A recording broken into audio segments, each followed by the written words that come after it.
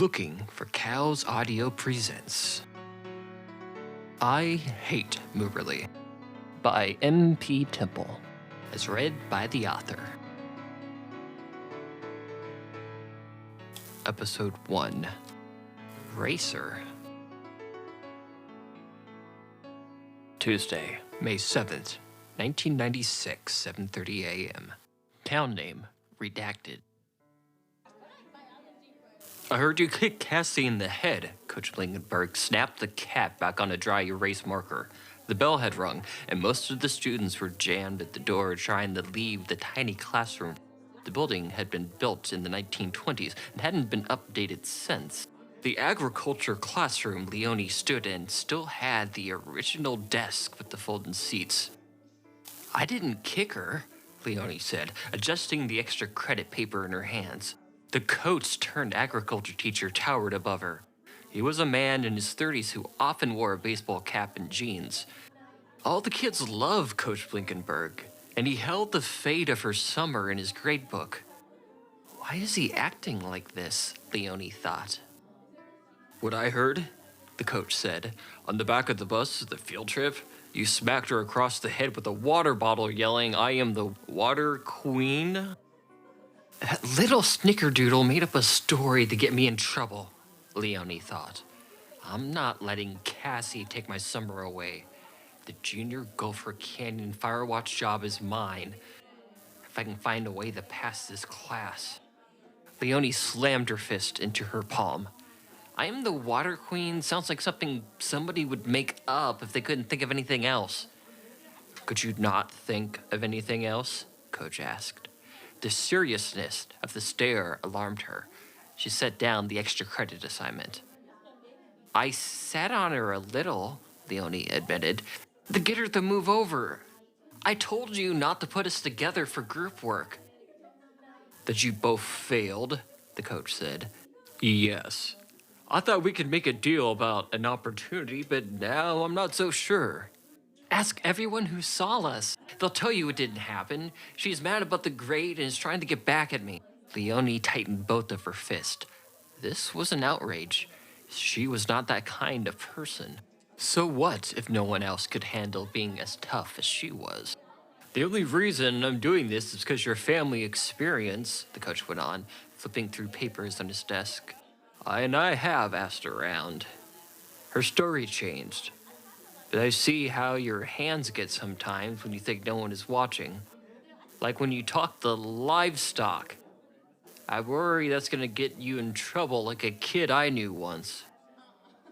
Leonie tried to relax her fist. She looked down. Her black hair fell in her eyes, and she did not bother to brush her bangs aside. This about the fight I had with Mooberly? She asked, looking up frantically. That conversation had been private, away from all ears. Her outburst had happened far from the main school building, in a barn a short walk from the football field. No one had been there to witness her meltdown that day. Why do you keep calling her Mooberly? The class cow doesn't have a name, he said, in almost ashamed of having to say the words aloud. He leaned on the cluttered desk. He looked tired to the girl. She gasped. How did you hear? That's not important, Coach said. I know. How do you get in verbal contact with a creature that wants to cuddle you? I don't get along with that prat, Mooberly. Leonie narrowed her eyes. That's not a crime. Otherwise, McDonald's and Dairy Queen would need really good lawyers. Coach Blinkenberg sighed as if he had heard the worst joke ever told. He handed her a flyer that read, Wanted. After-school cow caretaker. Extra credit available. Leonie mouthed a bad word. She hated that cow. The smell, the sound she made, the way its nose and lips turned up when it chewed on grass, everything. And most of all, she hated everything about how cattle reminded her that her father, who supposedly worked at a cattle ranch in Wyoming, would not be back to see her most of the year. If he returned at all. She found herself tearing up. I don't want to stay after school. I hate this place. I want to get as far away from everyone as I can. The coach shrugged. Do you want the Gopher Canyon Jr fire lookout position? Or do you want to hang out with me all summer, redoing agriculture homework? Oh my god, no, Leonie said. Stop, I'll take care of the idiot. When do I report in? Coach Blinkenberg crinkled his nose. Show up after school at the barn by the field. You'll see a list of everything you need to do. Do that for 2 weeks straight, and I'll even endorse you for the job. I need that cow. The school needs that cow as healthy come my secret auction. It's for the good of the town. Town pride and all. If the town has so much pride, Leonie asked, why don't we call ourselves Redacted instead of what the town is really named? Coach Blinkenberg hesitated. You know why no one says the name? The area was named something bad, and then the town started a few years ago and someone messed up the paperwork. Never mind our questionable town history. Act wisely. Don't let anything bad happen to my cash cow. You have my word. Mooberly will live, she said. I need the extra credit. I will not fail you. He shook his head. I'm not a Sith Lord, and the cow doesn't have a name. It's the class cow that I donated. Don't tell the district. If I hear any more about you and Cassie fighting, it's over for both of you. Got it? Leonie gulped. Yes, I understand.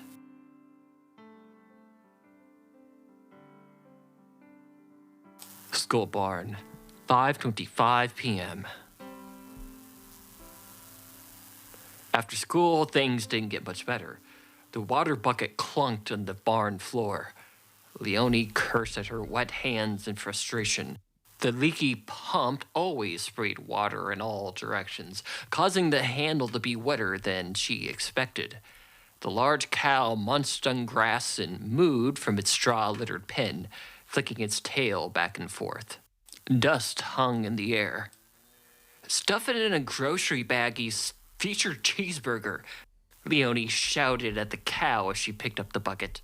She paused. Sorry, Mooberly. I don't like messing up, she said. Why do I have to use a bucket anyway? Can't the school district afford a hose? The cow mooed. No one asked you, she sneered. She refilled the bucket at the opposite end of the barn, trying to ignore the smells of wet hay and rotten wood. Her knuckles and arms burned from carrying it over to the cow's water trough so many times. She trudged past 3 empty stalls and a tractor parked inconveniently in the middle of the room. The cow stuck its head through the fence when she approached. The creature's large tongue began to lap the liquid into her mouth, making a face that looked ridiculous to Leonie. The soft crunching of footsteps behind her made Leonie turn around. As she did, she felt a cold splash of bucket water on her face. She saw Cassie, still in cheerleader uniform with the Ren and Stimpy PJ bottoms on, holding an empty bucket in her hands. She had missed the cow's water container and soaked Leonie's shirt and overalls. The two girls glared at each other. What are you doing here? Leonie asked her. Don't you have cheer practice or something? Who are we cheering for? The cafeteria ladies? The school can't afford sports. They canceled the program ages ago. I'm here now because I know you're going to screw up, Cassie said as she walked to the water faucet in the back of the barn. Leonie dashed towards Cassie and jabbed her with a sharp poke to the shoulder. She dropped the bucket on her own feet and crossed her arms. Cassie did not back away. They faced each other like boxers waiting for the bell. Leonie stood firm. Cassie glared. The cow mooed. Stay out of this, Mooberly, Leonie shouted. Cassie, why do you have to be into everything that I am? Can't you get your own hobbies and interests? You're popular enough you can do anything you want. Go do something else. The cow munched on hay like nothing of interest was happening. What I heard when you said that is, can you stop existing, please? And that's like rude, Cassie said. I want you to exist over there, far away from me, with everyone else in this town we can't say the name of, Leonie said. I'm a threat to your little world you like to hide in all day, Cassie gawked. I bet in your head you got your own theme park with posters of yourself all over. You don't even let anyone ride the bumper cars in that world of yours. You won't let anyone help. But I'm not here to solve all your problems, weirdo. She poked Leonie in the shoulder, who drew back with a wide-eyed, shocked expression. Time out. Leonie made a T shape with her hands. Where are my bumper cars at? Because I've been living in my head a while, and there are no rides. Just killer clowns with water fountains or Crystal Pepsi. No, when the street lights go off in here, Leonie pointed to her head, it's not a safe place to be. And that's why I need to be out in the wild, in the canyon, looking for fire. You can't even see the flames in front of your face, Cassie scoffed. You want the job to get away. I need the job to connect. I'm not going to stop existing because we want the same thing. I'm sorry I lied about you kicking me. I was wrong, but I want this. And it's not fair that your parents do rant stuff. Not all of us have that. It's not my job to solve your problems, Leonie said. Cassie's open hand struck Leonie's cheek. She shoved Cassie so hard that she landed on her backside. Standing over her with a bright red mark on her face, she yelled, your family didn't even lose anything in the flood, and here you are acting like a victim. They rustled to the floor like angry alligators having a rolling contest. Punches flew as they shouted insults at each other at the top of their lungs, releasing years of pent-up anger and hate towards each other. Neither of them heard the commotion happening on the other side of the cow pen. Horse face, Leonie randomly shouted. You Edward Scissorhand wannabe, Cassie yelled back, shoving Leonie into a tall haystack. Leonie did not hear the cow pen door creaking open, or the sound of a large engine revving outside. A strong, cold breeze with the scent of fresh rain swept through the room. They stopped and turned in the direction of the wind. A single straw floated towards them from the outside world. It came from where the cow had been. I don't hear Mooberly chewing, Leonie said in a panic. The girl ran around the tractor and climbed over the pen fence. A white pickup truck without a license plate pulled away with Mooberly in the back. The vehicle disappeared from her sight, traveling on a dirt road into the barren farmland. Leonie exclaimed, somebody kidnapped Mooberly!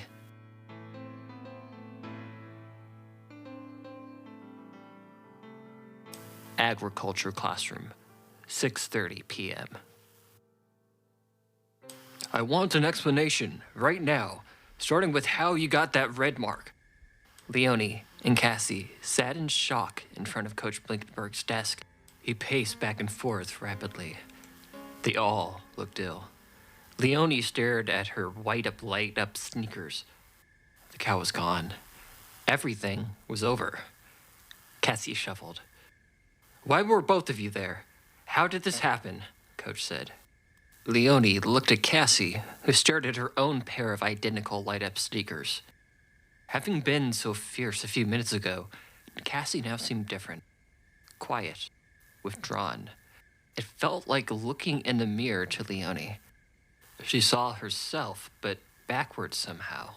Cassie's dream of working at Gopher Canyon had died too. I fell on a door knob, Leonie said, straightening up. I didn't want to go to the nurse and leave Mooberly all alone. Cassie came to help me, and then it happened. Someone stole Mooberly in the back of their truck.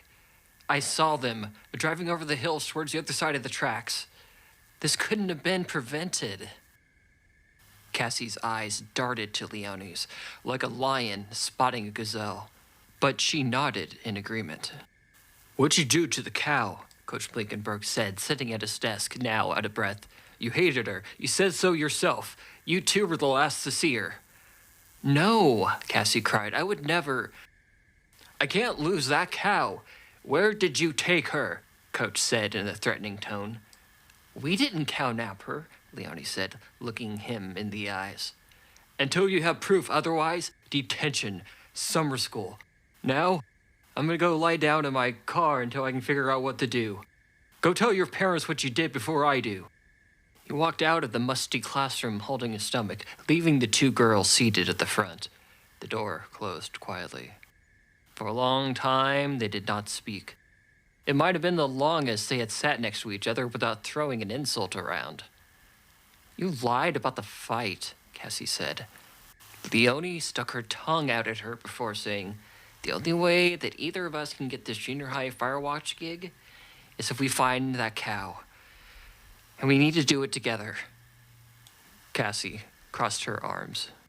I'd rather chug rotten yogurt. We don't have time to argue, Leonie said. Every second we stand here playing patty cake, the less chance we get that she's found. We work together, we bring her back. Wait, are you serious? You want us to go break curfew to go after whoever took the cow? My parents would drown me, Cassie said. You wanted this, Leonie stood up. There's no police in Redacted, not since the bait shop moved into the station. The adults here are dumb, so it has to be us teenagers. If we go across the tracks, we can find where they took her. We need to find Mooberly. Weston and Boone from science class, don't they live out there? I don't know them well, but they would know who'd take a cow. Cassie made a frustrated strangling gesture with her hands. You're the reason I'm failing this agriculture class. I shouldn't even be here. Fine, but I will be the Gopher Canyon Jr. lookout this summer. If I get in trouble because of you, there will be consequences. You're the one who's impossible to work with, Leonie said. That's why we failed. I told you there are no bumper cars. Leonie flipped the desk in front of her and headed out the door to find a payphone.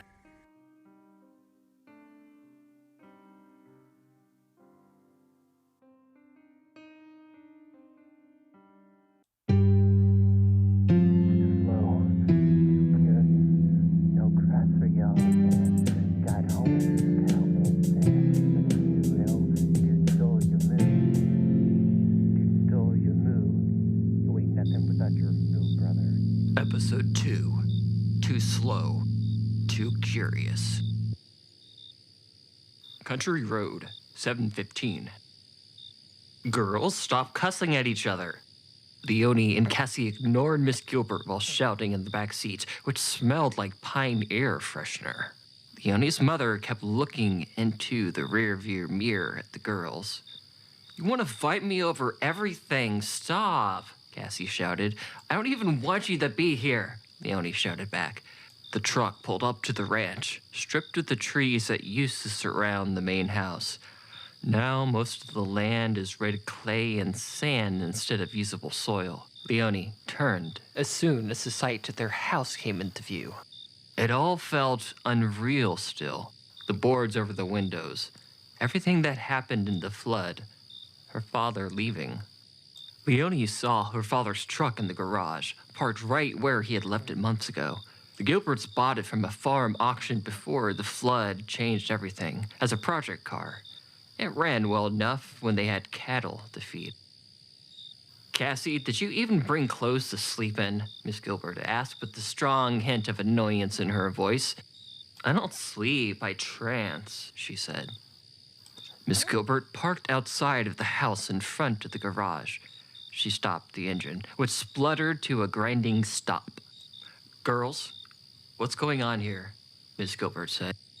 'Cause this isn't a sleepover. It's a future episode of Nightline. I don't want Ted Koppel to interview me. Do I need to take Cassie home? Leonie wondered why her mother was acting so strangely. She didn't care what she did normally. Not that she ever brought friends over, especially with the house still a mess from the water damage. We told you we're friends now and we want to study together, Leonie said. Stop looking at me, Cassie said, grumbling. The girls heard a loud click from the passenger side panel. Leonie tried to exit the vehicle, but the doors didn't open. You both don't think I didn't pull shady things when I was your age? Miss Gilbert said. What are you two doing? And how illegal are we talking? I have plans tonight and I cannot cancel. Wait, you did shady stuff too as a kid, Mom? Like what? Leonie asked. Don't change the subject, Miss Gilbert said, looking down and away. No, you opened that door. Don't back out now. Mom, are you going to tell me that you stole cars or something? You both are lame, Cassie said, and this is kidnapping, Miss Gilbert. Someone took the class cow, Leonie said. It's a whodunit slumber party. Miss Gilbert gave the steering wheel a sharp tap. She bit her lip. People who steal cattle drive straight to selling them if they don't butcher them first and sell them on the side of the road. You're not going to find the cow, even if you did. I bet that's not something you want to mess with. You should find a way to pass that class instead. I am, Leonie said. Why else would I have Cassie here? I'd rather hang out with Charles Manson. He'd like that, her mother said, rolling her eyes. Why are you lying about being friends? What do you know? I have rights, Miss Gilbert, Cassie complained. Leonie drew back. You're acting weird, Mom. Miss Gilbert pressed a button on the driver's side console. The child lock button clicked. Stay in the house. I'm out until 8, she said. Get inside. Move. I had places to be, baby girl. They did, as she asked, and exited the vehicle. Miss Gilbert left them standing in the garage and drove off. Your farm sucks, Cassie said. Like your face. Get your dad's keys. We gotta get the Weston's family's place.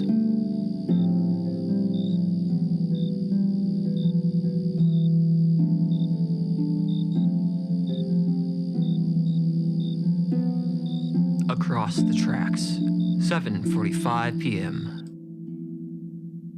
Leonie deliberately brake-checked the truck again for laughs and giggles. She smiled at the sight of Cassie desperately grabbing on the overhead handles.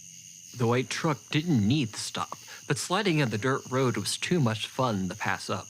Cassie sat wide-eyed, not looking at how obstructive the windshield was from all the backcountry dirt. They had passed the tracks and were on the other side of the rolling hills. The dull headlight lit up the entire distance of the barren land in the night. The yellow light illuminated the red clay and sand as far as the eye could see. This was part of why Leonie did not mind not being able to see out the windshield. The memory of what the town used to look like hurt too much when she saw it for what it really was. If you brake one more time, Cassie said, I'm going to tie you up, leave you in the back, and drive it myself. Leonie pointed. A large cart sat on the side of the road, wooden, with the metal roof fastened to the top. It once might have sold fruit, but its shelves sat covered. 2 figures stepped out from behind the cart and began walking onto the road. One was a short kid who wore a starter cap sideways, like he thought he was Tupac. The other boy was taller, with a buzz cut. He wore a red shirt that said, "Tell me about the rabbits." Leonie slowed down and came to a smooth stop. Cassie smacked the back of her seat. You were pretending to suck at driving to freak me out this entire time? She shouted, shaking her fist. Hush. It's Weston and Boone, Leonie said. What are they doing on the road? Weston, the runt of the litter-looking kid, walked onto the driver's side and knocked. Leonie rolled down the window. Dude, look who got lost. A future serial killer and a burnout waiting to happen, Weston laughed. Cassie rolled down the window and made a rude gesture towards Boone. How about these rabbits, she said. We're here for information, nerds. Someone took the class cow. We saw them heading this way. Boone, the tall boy, spoke. Nope, we're dumb country boys. Products are environment, bro. The boy crossed to the passenger side, giving the cheerleader the stink eye. Stop the vaudeville act, dude bros, Leonie said. Who might be desperate enough to steal cow? You know who's desperate, bro? Boone said.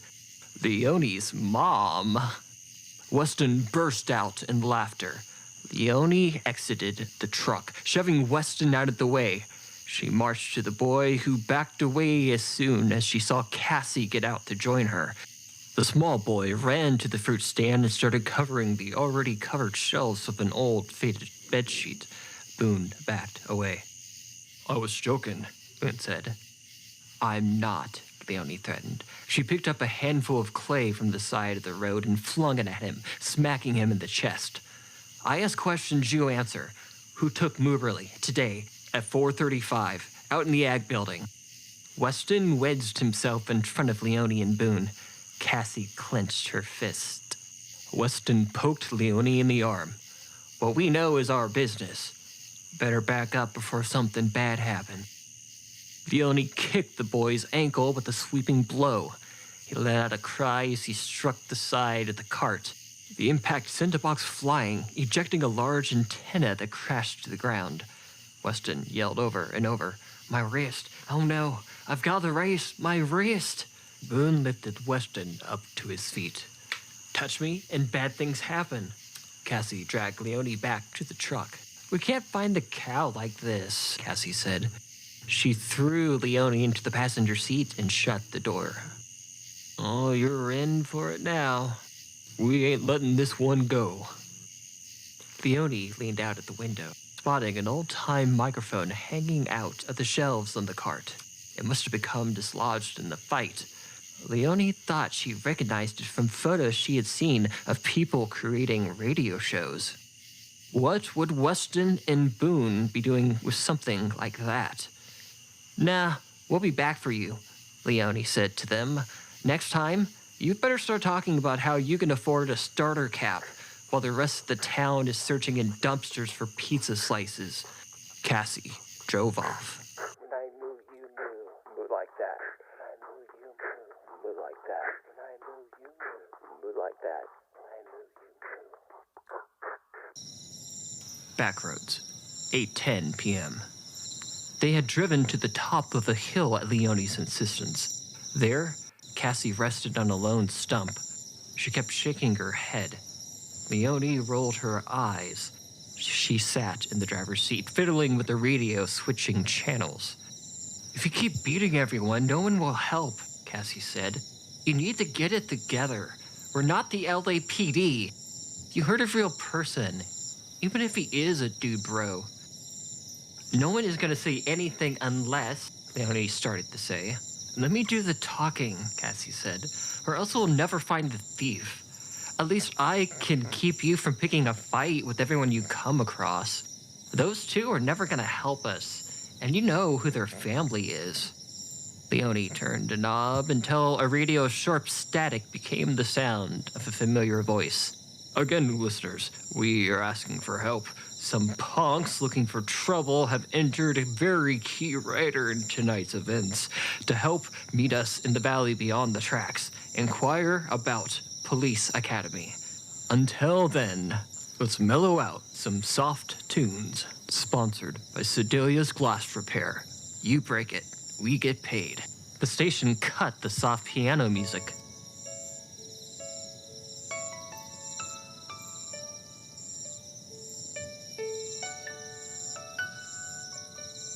That's Boone.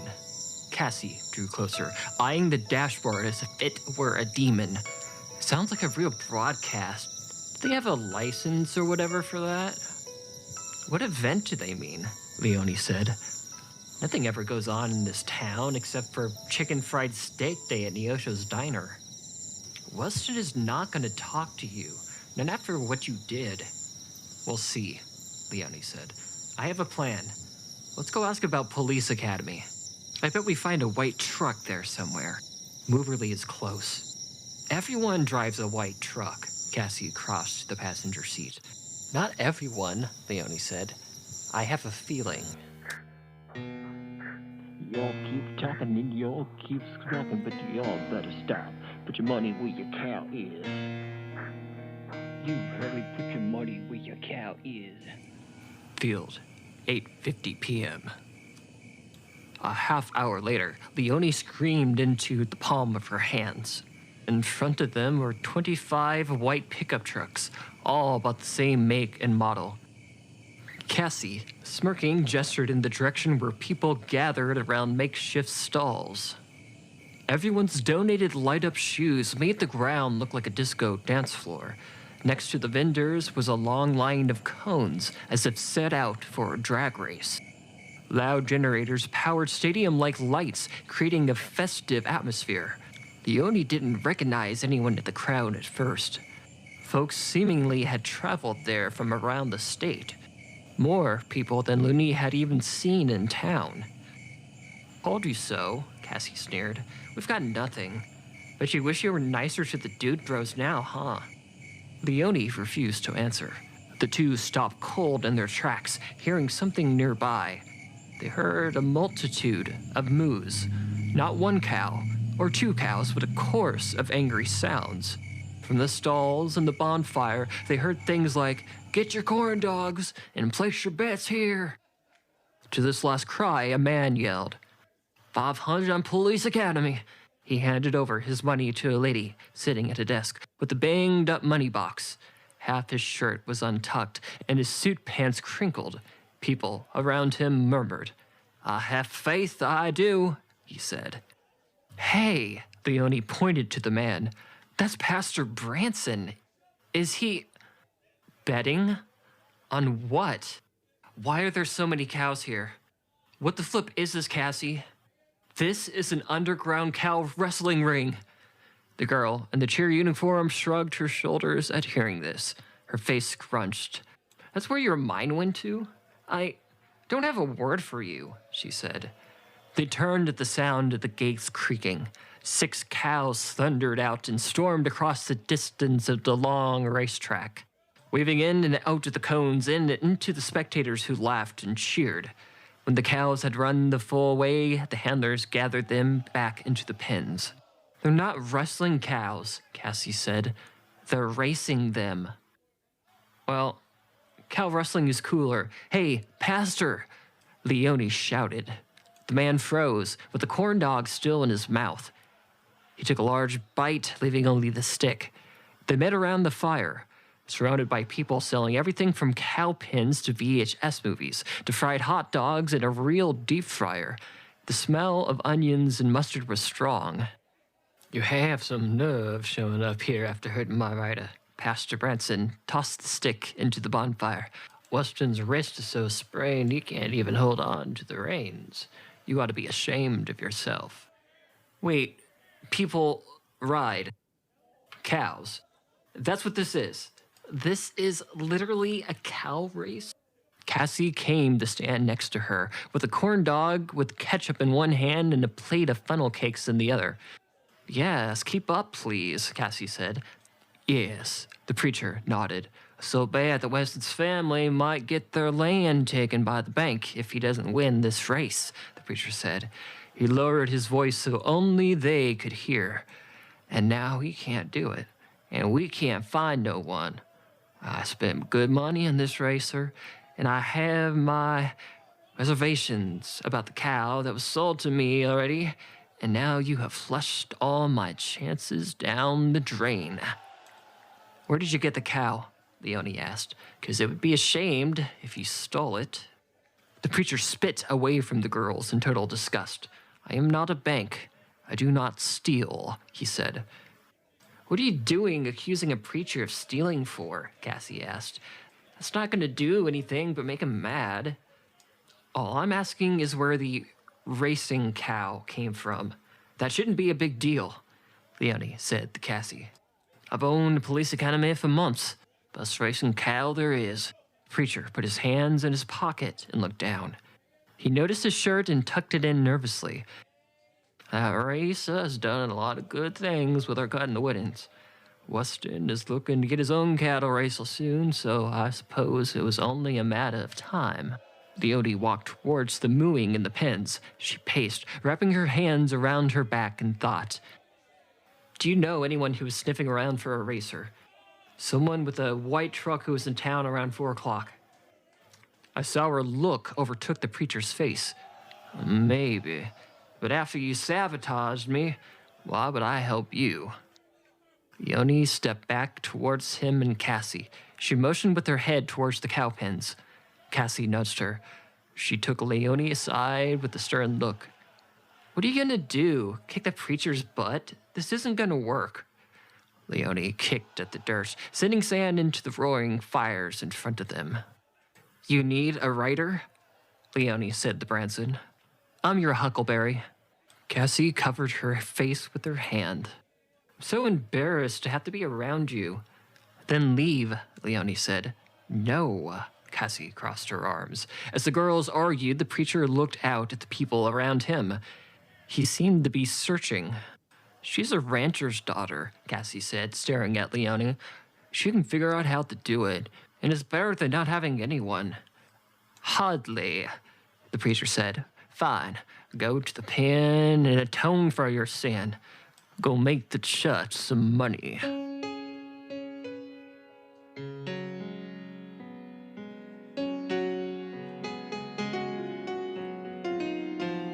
Racetrack, 9:00 p.m.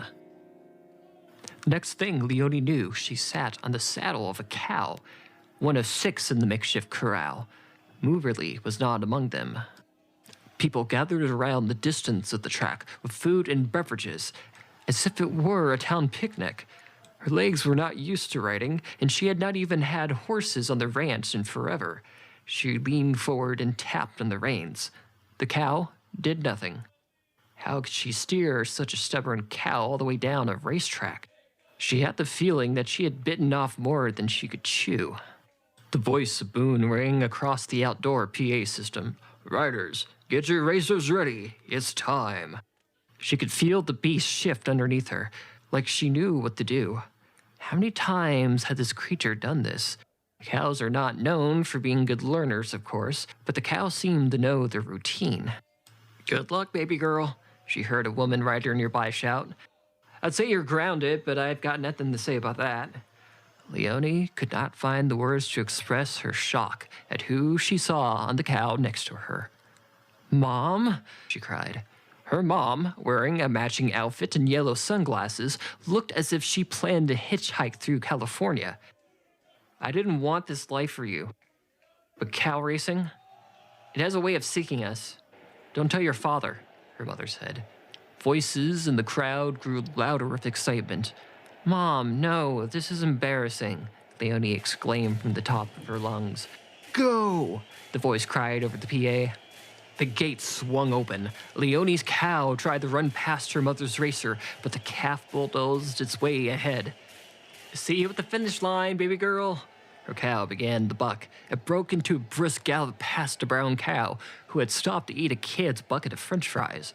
Another racer spun his rider in circles. The crowd began a chant of moo. Her mom's cow wandered in the first place.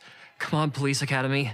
Leonie leaned forward in her saddle and kicked her heels into the creature. It dashed forward at a slow but amusing speed past 3 racers. Boone, with a sense of excitement, called the race from the PA.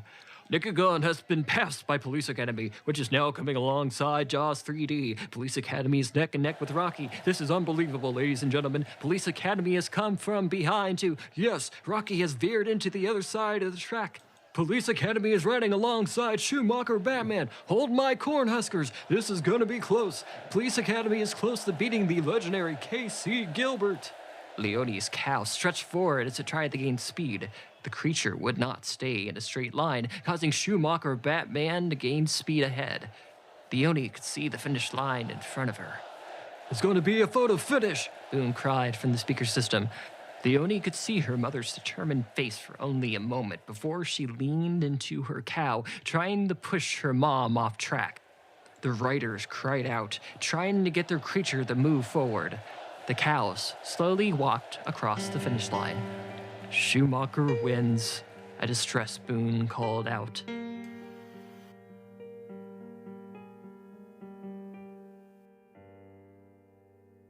Moments after the race, when prize money had been collected, people gathered their things. Some kid picked up the cones along the track, and vendors tossed their wares in the back of their white pickup trucks. Leonie and Cassie ran to meet Branson, who had packed church flyers in his vehicle. It's not right, preacher. I tried to help. I almost won. How was I supposed to know I'd be racing my mom? Why aren't you trying to help us find the cow? You should be thankful, the preacher said, placing the last box in the back. Second place is the best race that block of concrete of a cow has had.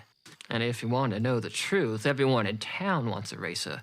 But folks like Weston and Boone and them rat from the school sell each other a lot of snake oil around here, if you know what I mean. You should ask your coach about that. The preacher started the engine and waved the girls off. I'm headed home. Good night, girls. The preacher drove his truck into the line of vehicles leaving the secret track. Leonie stood, watching the taillights fade in the distance. I'm going to ride with my parents, Cassie said, joining her as one of the few people left in the field. It looked like no race had even taken place, like a strange dream. I found them at the cake stand, Cassie continued. I'm grounded, but I think I can even the playing field. Since they voted against the riverboat gambling bill, but they were placing bets at Naked Gun. Tomorrow, we are doing things my way. You better agree with me. Soon you're going to be out of people to hurt. Fine, Leonie said. I'll see what I can do to get us more time tomorrow away from school. After I yell at my mom for being an underground racer, we should stop by Sundown Baptist Church and press Branson. He got sour like he's chewing on a warhead piece of candy. Cassie shook her head and walked away to her waiting parents in their white pickup truck. No, she said. Tomorrow, we check out the gas station. While you were out there losing, I had a chat with my friend Fayette. She graduated a few years ago. Works at the gas station. Weston and Boone gave her the shakedown a few nights ago, looking for cattle to buy. She'll know who stopped in to fill their tank. Leonie followed after her. Pastor Branson is living a double life, and Weston is dressing well for someone whose family is about to lose land. And you want to go to the gas station? Cassie waved as her parents uncrossed their arms and motioned for her to hurry up. We're doing things my way, Cassie reminded her. Leonie was left standing alone in the empty field. When her eyes adjusted to the lack of light, she could see the stars above her come out. She traced the Big Dipper to the North Star and watched it twinkle for a while. Her mom was a cow racer. For a long time, she thought about how lame life had become.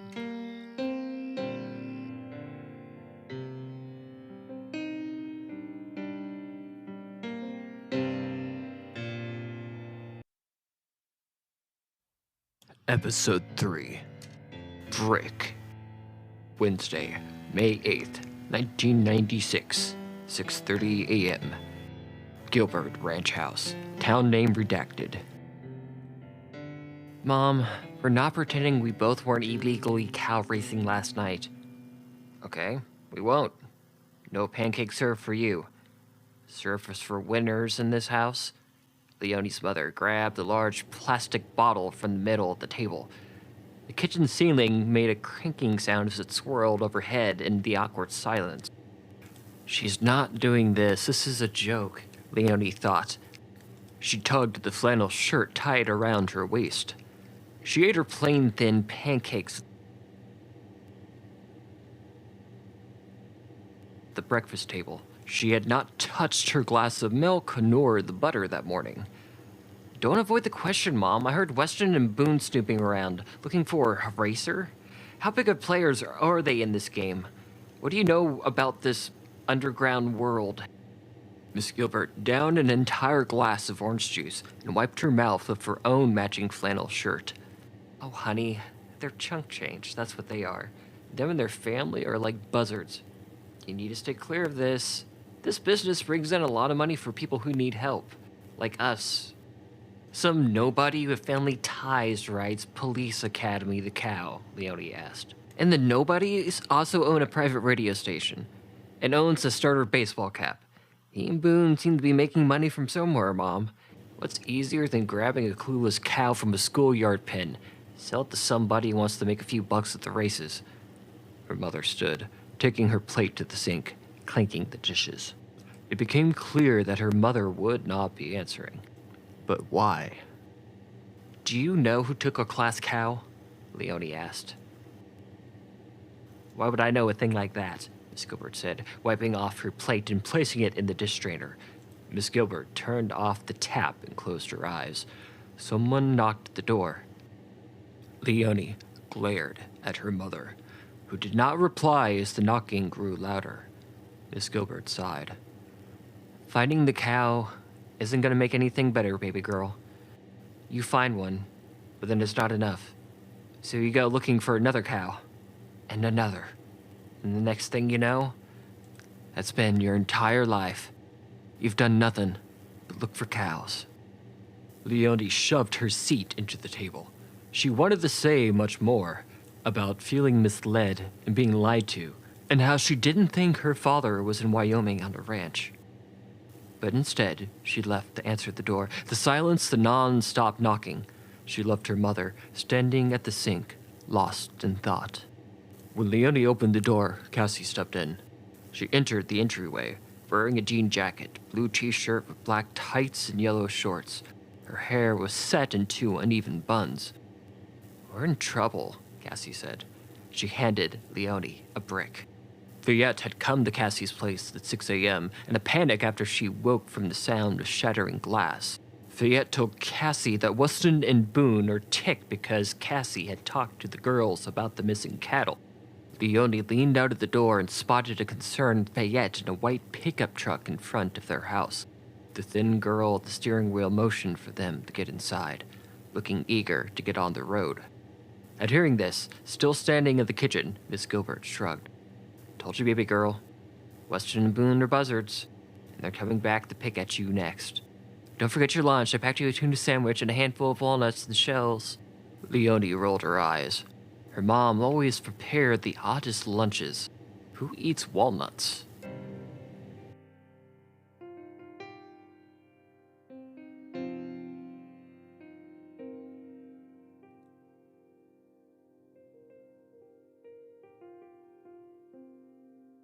Rest stop, 7 a.m. I bought a racer from Weston and Boone, Fayette said. That calf spun in circles for minutes last night. Naked Gun didn't even get across the finish line. I lost everything on that cow. I'm stuck working at that stupid gas station. Leonie watched as Fayette tried to light the end of a carrot. She put 2 quarters into the soda machine near the bathrooms, which sounded with a clunk, dispensing a green and yellow soda can. Leonie walked over and handed it to the woman, taking the lighter from her. Smoking carrots is not healthy for you. Here, have some Surge, Leonie said. She slammed it on the outdoor picnic table. Cassie coughed. Leonie remembered that Cassie was taking charge. Since her aggression the day before had made everything worse, she felt so close to getting answers. But now she felt helpless as she watched Cassie try to talk her way out of a paper bag. Ask her where the boys get the livestock from, she thought. With the land so trashed, keeping cattle had to be expensive. Hay costs $172 a bale. Someone has to be keeping them somewhere. You said Weston and Boone were looking for cattle to buy, yet he sold one to you. Pastor seems to think that they were desperate to get their own cow.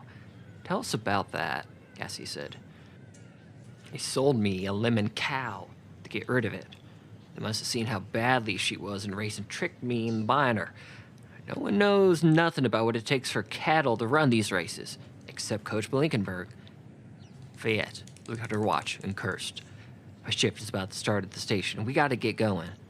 Cassie looked at her nails. We need to know who gassed up yesterday. I'm talking full tank. Has to get out of town, Phillips. Fayette looked like she had been caught off guard by this. Even Leonie felt the question was abrupt. Most of the regulars, Fayette said. Pastor Branson, of course, since he lives technically out of the county. He's always running back and forth between Sundown Baptist to his house. Casey Gilbert, Weston's uncle. I even saw Coach Blinkenberg twice. There's all of our suspects, Cassie said. Coach? He lives in town. Leonie scratched her head while deep in thought. Where's he going where he'd need that much fuel? I think we should ask him, Cassie said.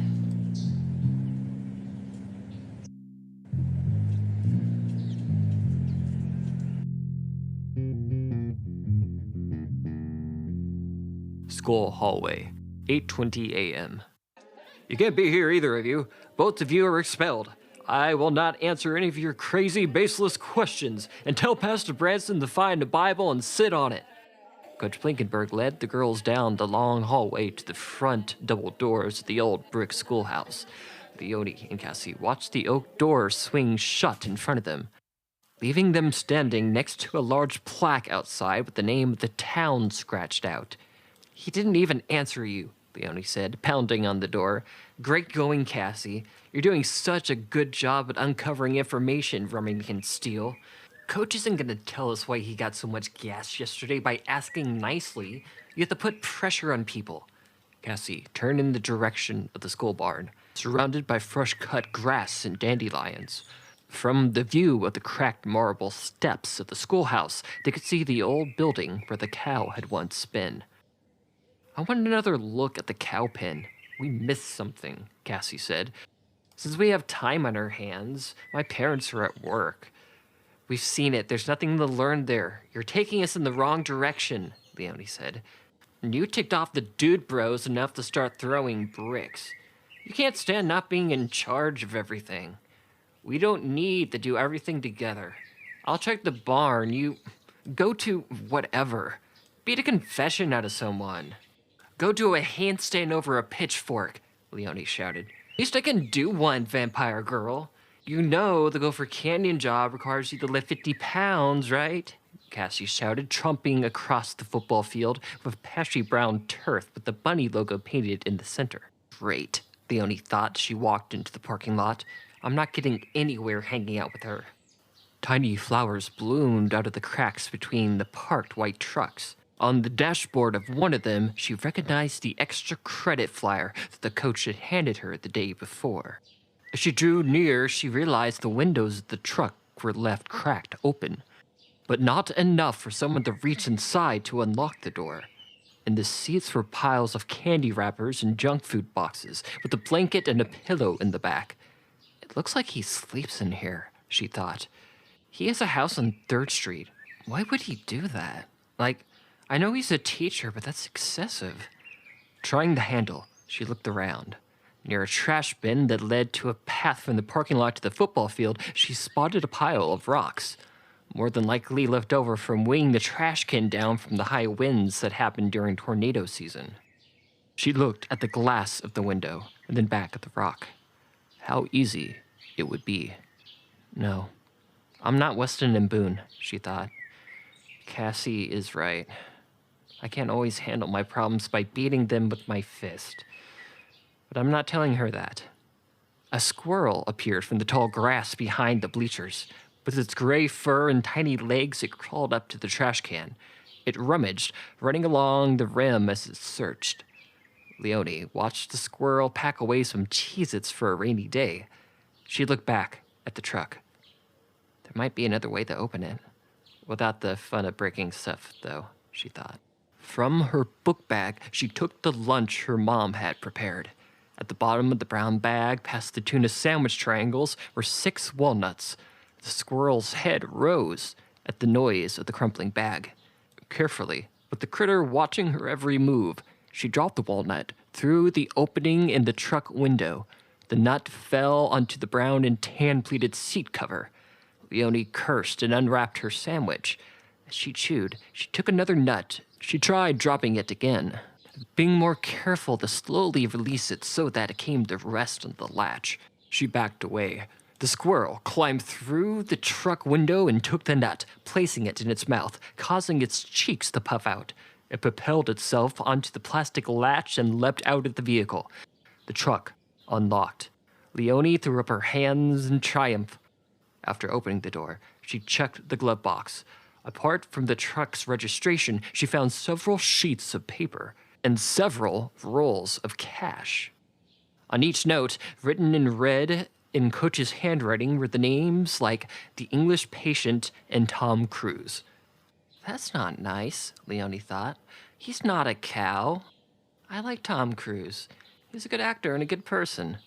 What has the coach been doing after school hours? She checked the papers again, finding the name Jefferson Blinkensburg written at the bottom of each one. He's selling cows. It'd be weird if he was documenting stolen cattle, she thought. She found a slip with the name Police Academy on top, sold to one Pastor Branson for $500. Ouch, she thought. That's a lot of money for a cow he called a concrete block. A voice called out. She placed the papers back in the glove box and locked the door. Cassie appeared from the path. You have fun wasting your time? Leonie asked. Cassie held up a videotape, the label of the tape reading May 7th, 5 to 8 o'clock, the exact moment when the cow was stolen. Does this look like a waste of time? Cassie said.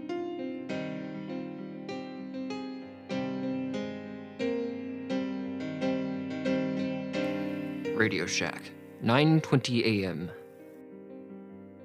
That's how Coach knew I fought with Mooberly. Leonie lifted a box of transistors for a moment. Cassie searched the back row of the store. He's dealing cows, Cassie said. Can we agree to call them all moosters, like roadsters? Leonie asked. No. Cassie inserted the tape into the gray and brown VHS player in one of the display televisions. The machine clunked and began to play. They saw Leonie on the screen from the camera's raised point of view. She carried water back and forth to the pen. Cassie splashed water on Leonie. People strode by the girls watching the tape, looking at the electronics and markdowns. You didn't even try to hit the trough, Leonie sneered, pressing the fast-forward button. Cassie pointed to the screen. The barn door opened. They could see themselves fighting, but the tractor blocked their view of the thief. All the girls could see was the barn door opening. For a brief moment, they could see a person, but since the videotape was recorded on the 4-hour mode, the quality made it impossible to tell who it was. Cassie hit rewind on the built-in VHS player in frustration. Leonie rolled her eyes. Coach is who all these people are getting cows from. That's why he kept having to fill up his tank. He must be competing with Weston and Boone. Leonie ejected the tape and placed it in her bag. They both, with their school backpacks, walked past the counter. Outside, the scent of rain hung in the air. Leonie could not help but feel overwhelmed by this. The smell brought back memories of darker times. This doesn't add up. And why was there only one tape in the barn? Leonie leaned against the brick wall of the Radio Shack, deep in thought. A drop fell from the sky onto Leonie's forehead.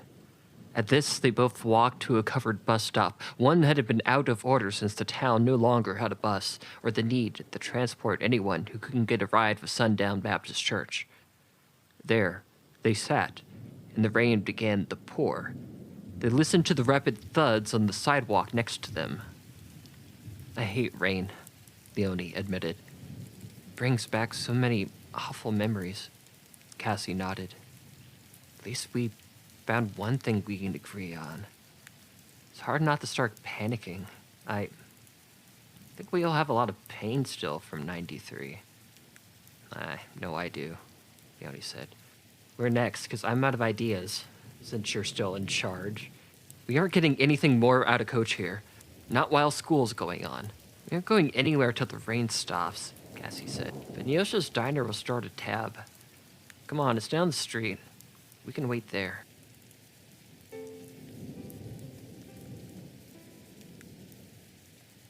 Neosha's Diner, noon. Leonie could not get over how gross apple pie looked with the sunny side egg on top, its yolk dripping into the crunchy crust and baked apples. They had sat for hours, trying to make small talk until the rain passed. I'm going to offer you another bite to see the look on your face again, Cassie said, reaching out to give her a try. Of course, Leonie drew back at this. Stop. The song changed on the jukebox.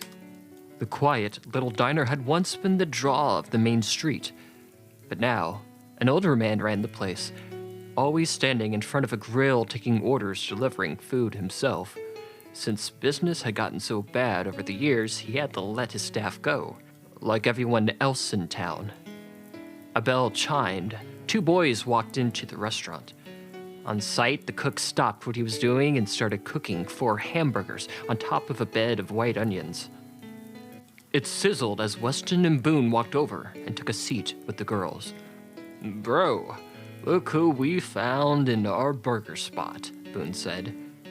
Dude, Weston pointed to Leonie with his wrist now in a cast. It's the ones who lost me a lot of money last night. Look who it is, Cassie, Leonie said. The numbskull's throwing bricks into people's houses. That's illegal, you know. If you have a message to send, you should have sent it to me, not Fayette. Weston and Boone looked at each other. Nope. We've never done anything wrong, bro, Boone said.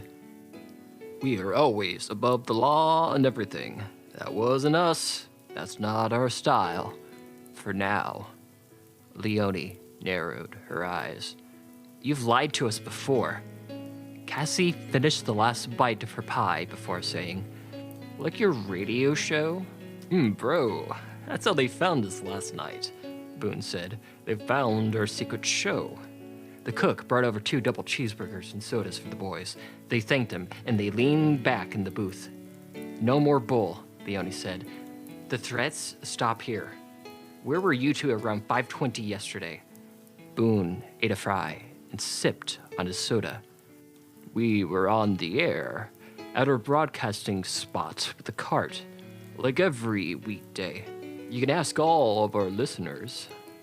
The cook told Cassie that he could confirm that, as he always tuned in to the show when there weren't any customers in the place. Joe wouldn't lie to us, Cassie stated about the cook. Boone continued. After we sold Fayette Naked Gun, we decided the racer selling game just wasn't us. We admit that Coach Blinkenberg sells the best racers in the state. He knows that cow racing isn't about strength, heart, or speed. He sells and trains cows that are smart enough to walk in a straight line. We failed, Naked Gun. So you can rule us out as suspects. You have our word. Yes, we heard about you running around playing detective. We need you to stop talking. If word gets out too much, we might get shut down. A lot of people's well-being depends on these races. Whoever stole the cow is a top-level competitor. You need to let it go. Help us find Mooberly, Leonie snapped, and we won't have to talk to anyone. Weston took a bite of his burger. This cattle racing sport could be an NFL-sized business. We can't do that with this cow theft nonsense. It's a bad look for our potential sponsors, don't you think? Let sleeping dogs lie. Give up on finding that class cow. Stay out of our way. This is our last warning. If we see you on or near a cow, you pay. We'll see about that. One more thing, Boone said.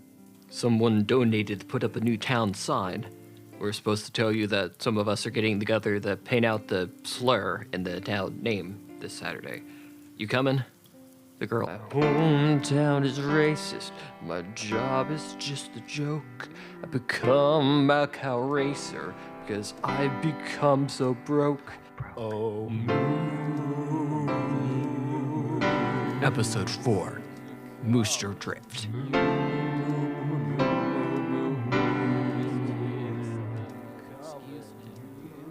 1:30 p.m. Sundown Baptist Church. Name redacted. White paint dripped from Pastor Branson's paintbrush. He stood in front of what used to read Sundown Baptist Church. The girl stood near him by the sign in front of the yellow hexagon brick building. Leonie felt it strange that he was painting the sign when the sky overhead suggested that a lot more rain to come that evening. There wouldn't be enough time for the paint to dry. Why didn't anybody tell me what sundown meant? The preacher said. I thought the name could mean Jesus was with this people from sun up to sundown. How embarrassing. I cannot stand for it. It's just as bad as our town name is. The preacher stepped back. In white letters on a red background read, Everyone Welcome Baptist Church. Cassie asked you something. Where do they keep the moosters? Leonie crossed her arms. We are not calling them moosters, Cassie said. Bite me. The preacher looked around. He said, I am not pressuring Weston and Boone. That is not what we do at Sun... He paused. Everyone Welcome Baptist Church. How many racers do you own, preacher? Cassie said. 4 of them, he said. Their Wittens pay for everything in the church's donation bin. Listen this real quick.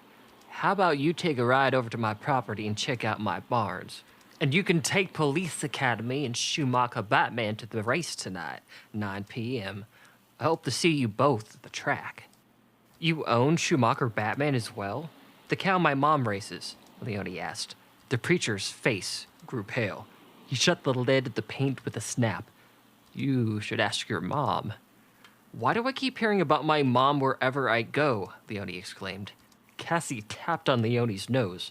Down, girl. This isn't relevant. We should check out the preacher's barn. Make sure our cow isn't there. Leonie rolled her eyes, but nodded her head. Cassie stared in stunned amazement. You're listening to me? Well, that's a screwball I didn't expect to be thrown. Stop acting weird, Cassie said. The preacher interjected. I've got 2 of them you can ride back to the place. And if you're hungry, look in the church fridge. Miss Stevenson brought some red herring casserole for anyone who wants it. See you girls tonight. Win me some money, won't you? A lot of folks still haven't got their flood checks yet. There are 2 racers here? Leonie asked. In the baptistry, the preacher said, taking a step towards the church's large wooden doors. There's a way in at the other side of the bell towers. Sometimes I have to keep 1 or 2 of them in town. Stay out of view of the main street. What would Jesus think? Leonie deadpanned.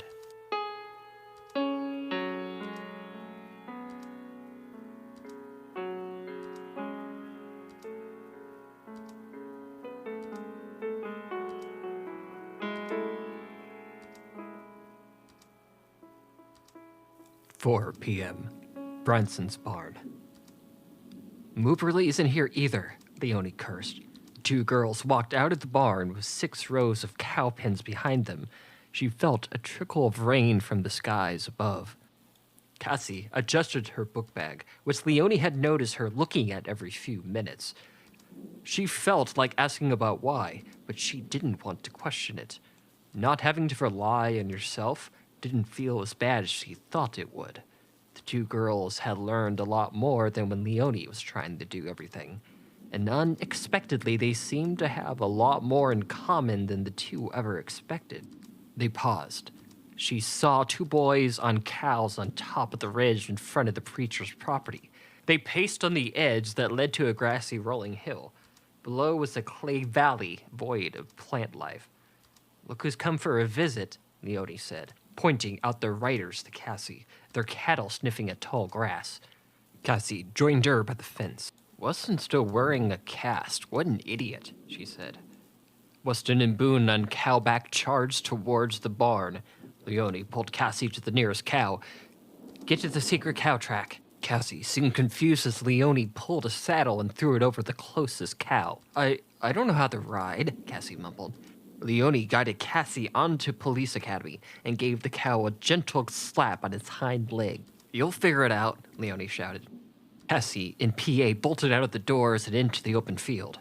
As Leonie saddled the other cow, she saw Weston and Boone come riding up from the ditch. They followed after Cassie, whistling and hollering. Leonie screamed, Giddy up! But the cow did not move. Dang it, Schumacher Batman, get going! It moved in disagreement, but trotted a few paces forward. With the swift tap of the rein, Schumacher Batman sped forward out of the barn towards where Cassie had fled the Dude Bros. They drifted down the steep hill towards the valley, the cow leaping in mid-air when reaching the bottom of each hill. Boone drew his racer alongside Cassie's. He drove his creature into hers. Leonie and Schumacher Batman caught up to Boone's cow. She removed her school bag from her back and threw it at the boy, striking Boone on the head. Boone fell off his racer, face first into the clay. Cassie's cow took her away from the chase. Weston cursed as he changed directions, headed towards Leonie. Weston's racer rammed Schumacher Batman, letting out a fierce battle cry. He removed something strapped to his back. He's got a bat, she thought. Weston, from on his cow, swung at her. He missed. The cattle racers fought back and forth, like sumo wrestlers at a treadmill. He swung hard, but Leonie grabbed the bat with her hands. She tried to force it away from him. A black and white backpack came flying out of nowhere, hitting Weston on the side. It sent his cow tipping over, sideways, helpless, like a turtle on its back. Leonie turned. Cassie had returned and was smiling on top of Police Academy. She stopped smiling when she noticed her bag had come open. Leonie picked up the VHS tape that fell out of the book bag, dated May 8th, 8 o'clock to noon, at the same time that Cassie had ventured to the barn to take a second look without her, when she was using the squirrel to unlock a truck. "What is this?" Leonie said, waving the tape. "You said you only found one VHS recording of the barn. Why do you have this?" Cassie did not answer. She closed her eyes and hung her head. She tapped the side of the cow and headed in the direction of the tracks. "I'm sorry," she said. "Cassie, what did you do?" Leonie shouted across the rolling hills. She did not answer back.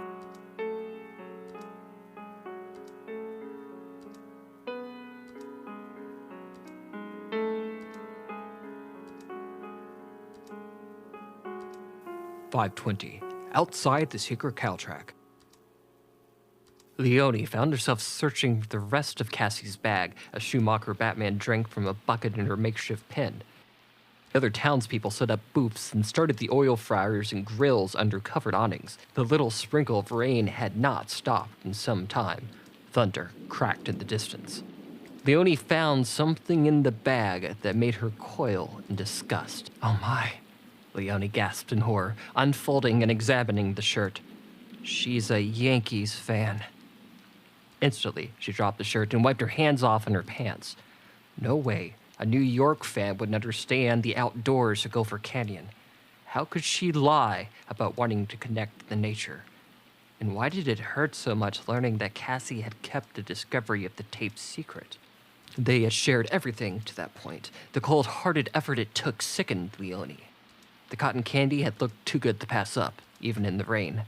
Leonie looked out through the mist that had formed around the track. She took a bite of her candy dental floss. "At least I get free food here because of my mom," Leonie thought. "That's cool, I guess." She hoped that Cassie was not lost and had found cover from the storm, even if she felt mad about what she did. "I guess I wanted things to stay the same," she thought. "Maybe I liked being her friend. Maybe that's why this sucks so much.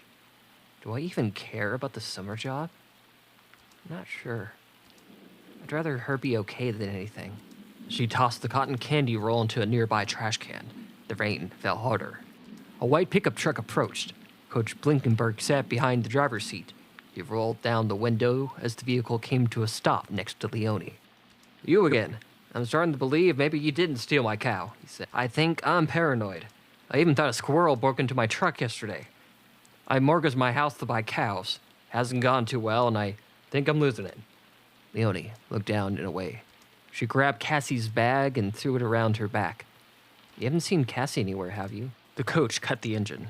"Why aren't you asking me 50 questions, like about the cameras I have at the barn at the school? Or you must have figured out that I sell cattle, right?" "Yes," Leonie said. "I don't care about that right now. I haven't seen her and I'm worried she's out there lost." The coach sighed. "Okay, get in." "Before I do," Leonie said, backing away slowly, "I do have one more question.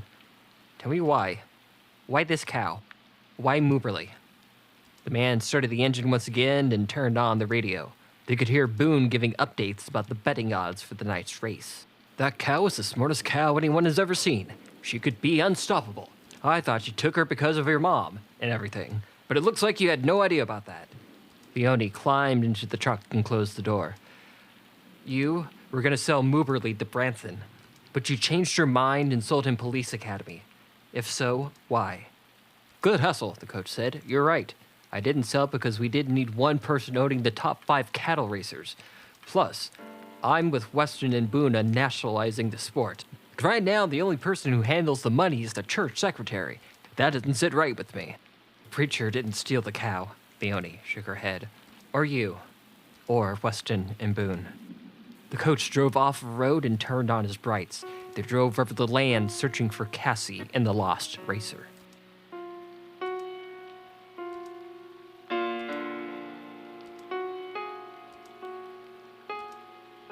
"7:45, outskirts of town." They found Cassie and her cow through the heavy rain only because of her light-up sneakers that everyone in town owned. The girls did not speak to one another on the trip back. Coach and some cattle handlers gathered around the racer in the truck bed. They led her into the pen. The racetrack was nearly flooded with rain. Several canopy tents were being set up along the edges to shield the spectators from the weather. Did you watch the tape? Cassie unbuckled her belt. I didn't need to. Leonie looked at her own knuckles. I should have seen it. You were working with my mom, the kidnapped Mooberly. Cassie shook her head yes, sending water from her hair dripping to the floorboard.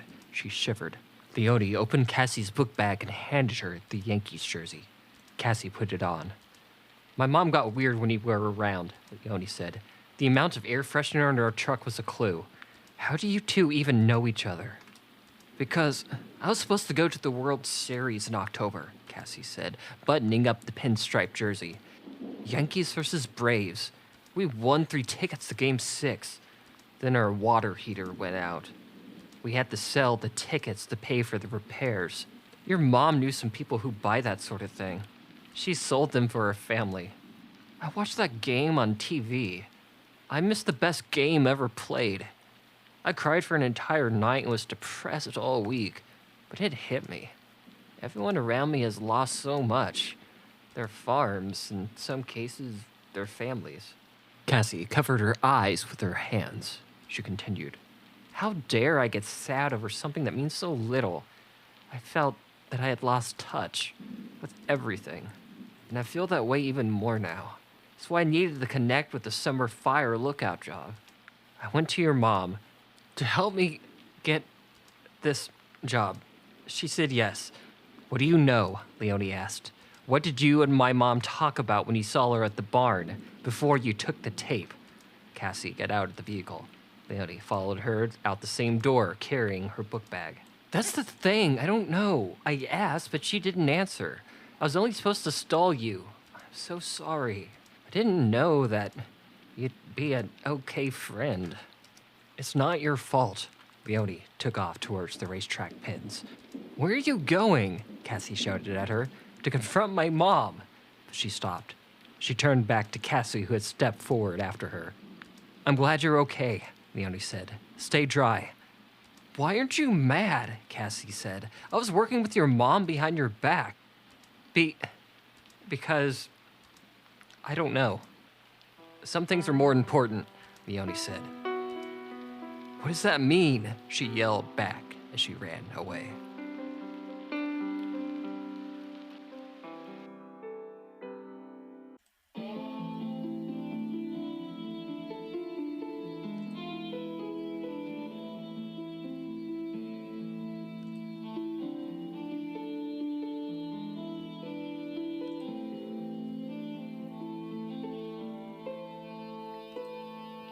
Episode 5. Don't have a cow. A cow handler let all the riders know that the rain race would begin soon. Leonie chased after her mother, who approached her racer. Miss Gilbert gave the large cow a gentle pat and pressed her forehead against its white fur. Mom, stop denying it, Leonie said. You talked Cassie into getting into a fight with me so you could steal the cow. She admitted it. Baby girl, Miss Gilbert said, we can't talk about this now. The race is about to start. Where is Mooberly? I want her back and safe. Leonie climbed onto her racer, who mooed a happy like hello. Miss Gilbert mounted the saddle on top of Schumacher Batman, then played with the creature's hair on its head. She said, I did, run into Cassie at the barn. But she didn't get in a fight with you because of me. You can't talk your way out of this, Mom. Leonie readied for the race, taking a seat on top of nervous Police Academy the cow. You didn't want me gone for the summer, and you knew the only way you could stop me was by taking that cow. Miss Gilbert began the slow clap, glaring at Leonie. This went on for several uncomfortable seconds. She took a bow from on top of her racing cattle. You have no idea how proud I am to have a daughter who figured it all out. How smart. I did plot to take the cow. Cassie agreed to help me. I even drove to the school after I stopped by the glass repair shop, which is closed, to see how much a new back window would cost if the cow kicked it out. Wait, Leonie said. The shop isn't open? Yeah, her mom said. Sedalia's sick. It's been closed for days. I got as far as the parking lot before I saw you, taking care of the cow. Baby girl, I know why you hate cattle. I don't want you gone for an entire summer, but you don't deserve to have that taken from you. So I didn't steal your Mooberly. I left my truck in the parking lot and walked to the diner. When I got back, the cow was gone. It could have been me, but it wasn't. You're welcome. Boone's voice boomed over the PA. Go! The gates opened. All 6 racers slid out into the track like little kids running on a slip and slide. The cows bounced off each other, stumbling towards the finish line. The people cheered. Police Academy pulled up alongside Schumacher Batman, kicking up water and clay all over the cheering spectators. The Gilbert mother and daughter headed in a dead heat towards the finish line. Why didn't you tell me? Leonie shouted over the noise of the hooves splattering in the water. About how you didn't want me to leave this summer. Why don't you tell me anything? Can't talk now, baby girl. I'm busy taking first place.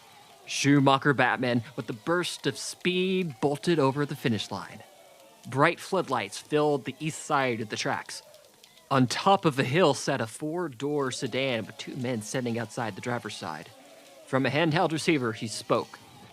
This is the State Gaming Commission. Everyone, stop where you are. We need the names and mounts at every bet taken here today. We're coming to hand you your fines.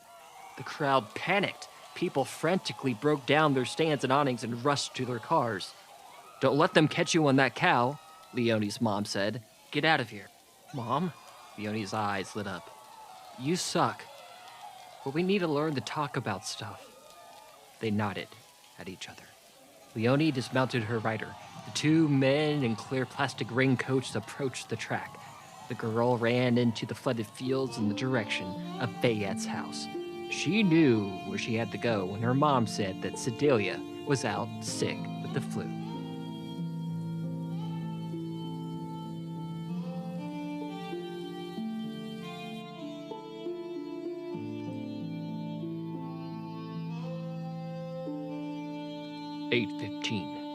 Fayette's back door. Fayette motioned the girl inside the old farmhouse. It had seen better days, with rain dripping in from the cracks in the windows. The buckets were placed all throughout the house to catch the leaks. Leonie followed her into the kitchen, panting from having run so far from the secret track. Her drenched clothes pooled puddles of rainwater on the tile floor. I heard the races got rated on the Western Boone show. Fayette opened a drawer with the WWF wrestling poster above it. She handed Leonie a faded yellow towel and pushed aside an ashtray of burnt carrots. Leonie dried off her face and hair. She said, I forgot your brother's show was one of the wrestlers on the coach's waiting list. Don't remind me, Fayette said, popping open a bottle of cold Diet Dr. Pepper.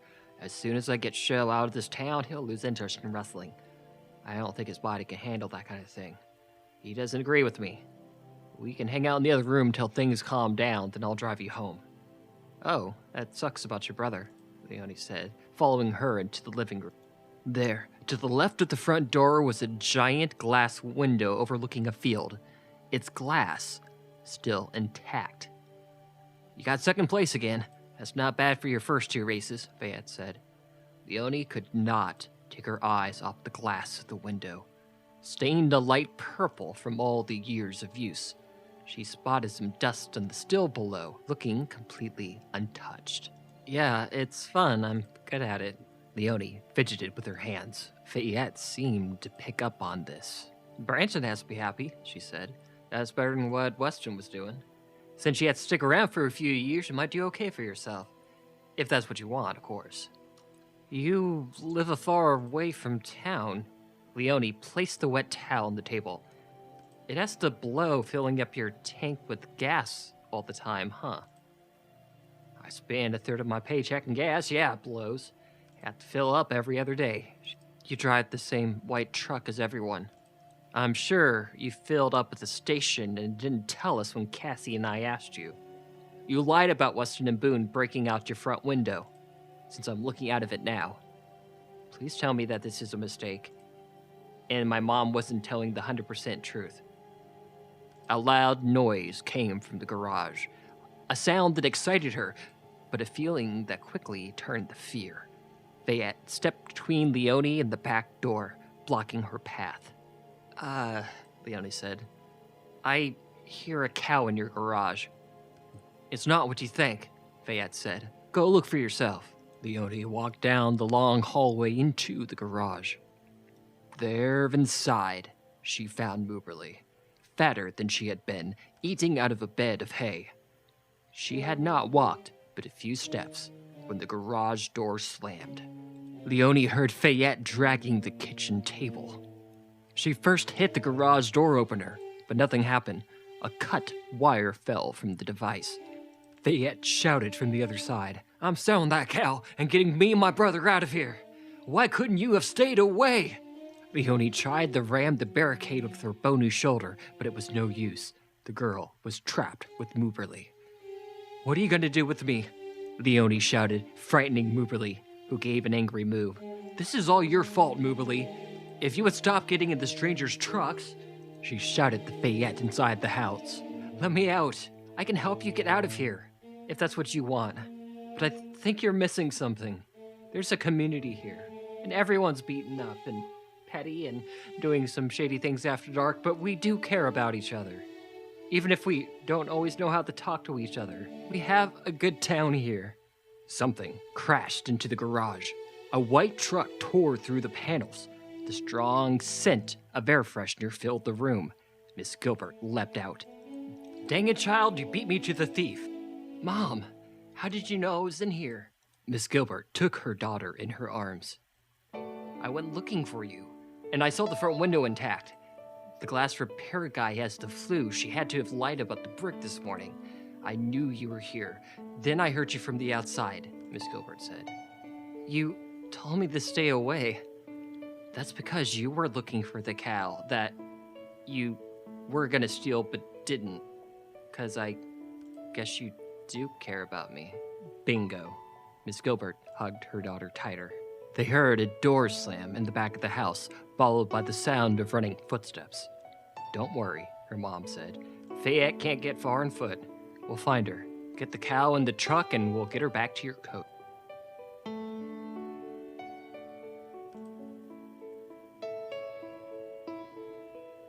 Tuesday, May 9th, 1996, 8:30 a.m., Gilbert House. Special thanks to everyone for sticking with us at the races last night. Leonie and her mother gathered around a radio in the living room. Birds sang outside, and the sunlight trickled in through the windows. Welcome back to the Weston and Boone Show, he said over the airwaves. In new racer news, the famed smartest cattle ever, Mooberly, has been found safe and sound. Her kidnapper has been found and has been sentenced to 5 months community service. Mooberly also has a new owner, who? Miss Gilbert clicked off the radio. Hey, Leonie said, reaching for the knob. I need to know. Why would you care? I thought you hated that cow, Miss Gilbert said playfully. Leonie stood up. Well, yes, but... Miss Gilbert picked up the radio and carried it with her into the next room. Leonie followed. What are you hiding now? She asked. My rent went up, Miss Gilbert said. I'm renting 2 stalls at Branson's place. I bought you the cow. You can't keep Mooberly in the garage. You can start racing and paying back the cost after you get back from your summer job. If that's what you want. Leonie covered her mouth with her hands. You mean we own Mooberly? Thank you, but I'm not going to take the job this summer. I'm giving it to Cassie. Miss Gilbert felt her forehead. Do you have a fever? She betrayed you, remember? Ugh, yes, Leonie said, backing away. She cleared the table of dishes and placed them in the sink.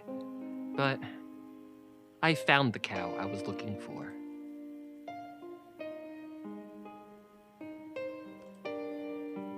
"1 p.m., Gopher Canyon State Park. A wild turkey called out as Leonie and Cassie rested on a fallen tree. The ranger station was not far away, but the packs they carried were heavy. They contained enough trail mix and 2-player board games to last the entire summer. The extra weight had made the journey longer, but Leonie felt accomplished.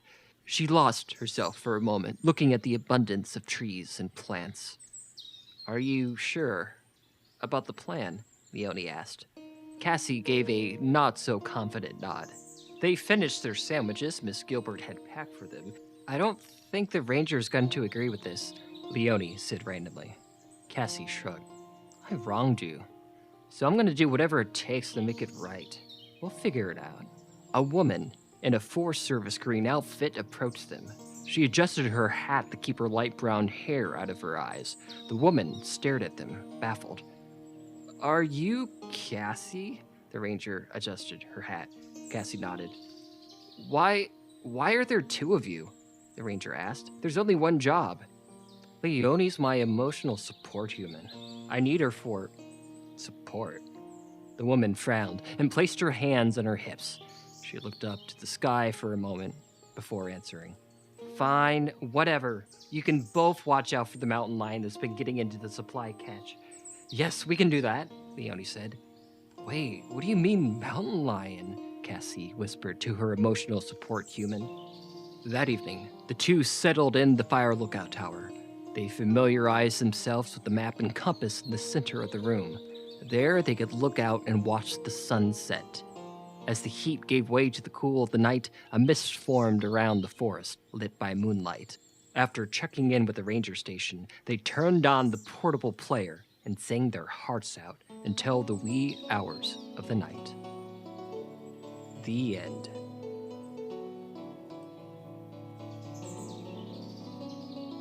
This series was so much fun to write. Thank you all so much for listening. I hope you've enjoyed our time together. I love the cover art that Marissa came up with, especially the cow that somehow can stare at your soul off the page. You should really check out her Instagram and her other artwork. Thank you to all the test readers for this project as well. You made this a million times easier with that feedback. Thank you so much. I'd also like to thank the awesome Shay, who helps so much with the show with her feedback and creative consults. She has definitely made this possible. Sorry about all the Mooberly, Missouri jokes. Not really. Check out lookingforcows.com for future audiobooks. Until next time, good luck looking for cows out there.